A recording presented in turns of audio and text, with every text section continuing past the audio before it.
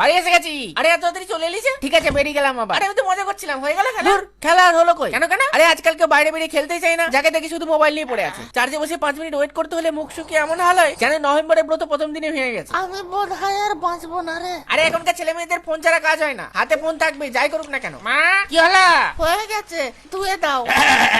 অর্কবাবু কি ভিডিও পাঠিয়েছেন মাইরি? আস্তে আস্তে পেট ব্যথা হয়ে গেল। সবারই এক অবস্থা, তার কারণে তো বাধ্য হয়ে ছেলে পেলেকে বাড়িতে তুলে আনতে হয়। সে কি বাবা মা কিছু বলে না? ওরা আবার কি বলবে? ওরা তো নিজেরাই অতিষ্ঠ হয়ে ছেলে পেলেকে আমাদের হাতে তুলে দেয়। ওই যে শালা বাইরে বেরিয়েছে, মালটাকে গাড়িতে তোল। আরে খেলা তো খেলতাম আমরা, একবার কাউকে ধরলে কারণ নড়াচড়া ক্ষমতা থাকতো না। এটা আবার কি অশ্লীল খেলা? কবাডি বলে এটাকে। হ্যাঁ, তোমার ওই খেলার চক্করে 2-3টে ছেলে আদমরা হয়ে গেছিল। আর একটু এদিক ওদিক হয়ে গেছিল সেদিন, বারবার মনে করাও কেন? আমার দাদাও ছিল ওখানে, কিছু হয়নি তো না? আর যদি কিছু হয়ে যেত? ইস, কি নেগেটিভ চিন্তা ভাবনা মাইরি। খেলা তো খেলতাম আমরা একদম হার্মলেস, কিত কিত ঘর ঘর লুকোচুরি। বিয়ের পর থেকে আমিও রোজ খেলছি কুমির ডাঙ্গা। হ্যাঁ ও মা, কি হলো? আমার পুতুলটা দেখেছো? পুতুল? হ্যাঁ, সকাল থেকে খুঁজে পাচ্ছি না, কি জানি না তো। আরে ঘরের মধ্যেই তো রেখেছিলাম। होठ तेरे प्यासा दिल मेरा। বাবু কি হলো?